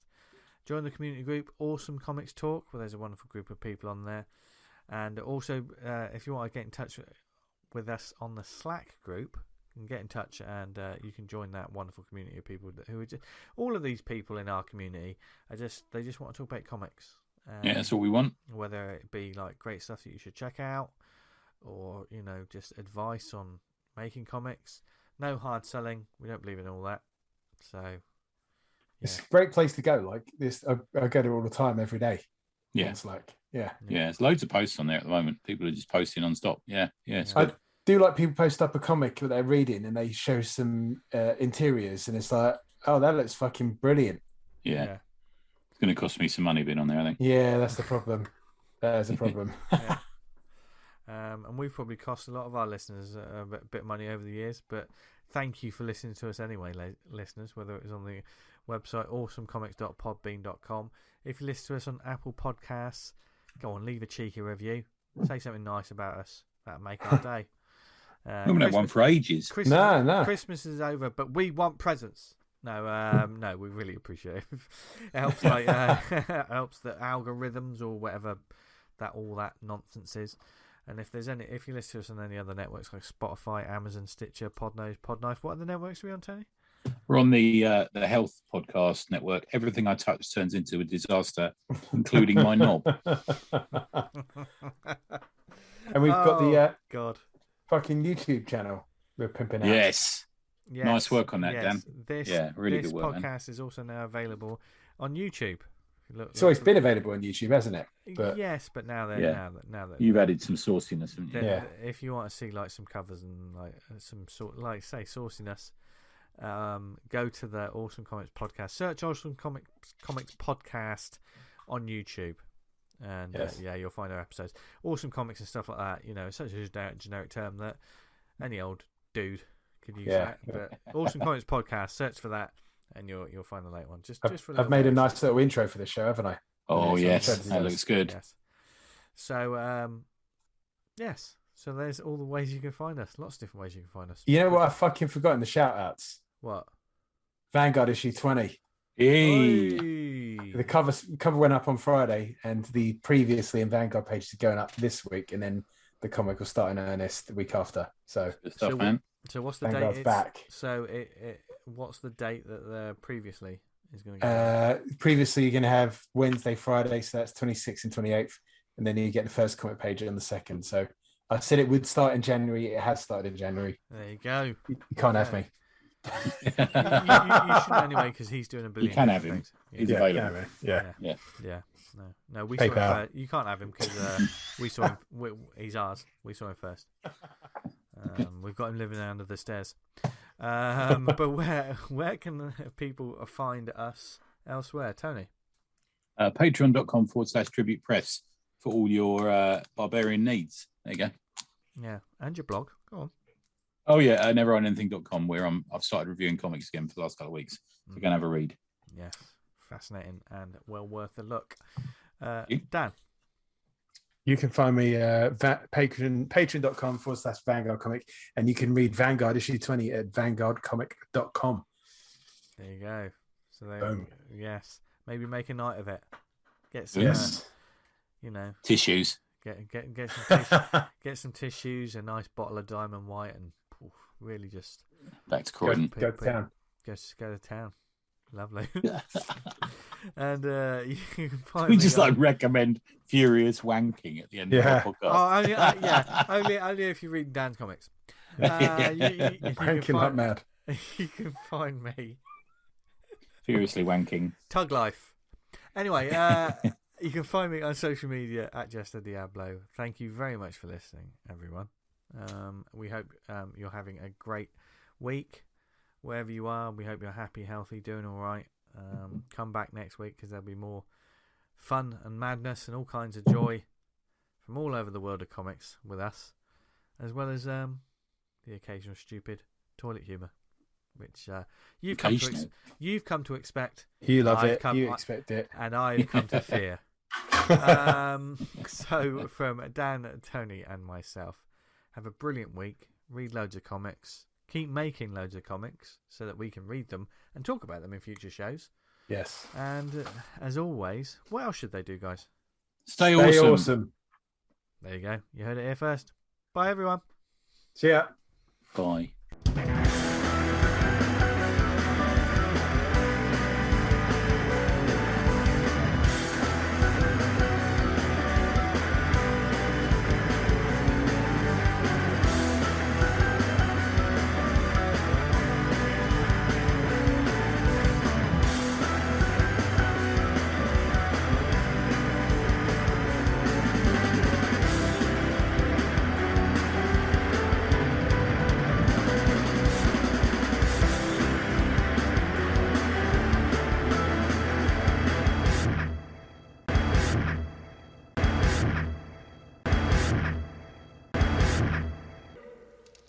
Give us the girl or we'll take her.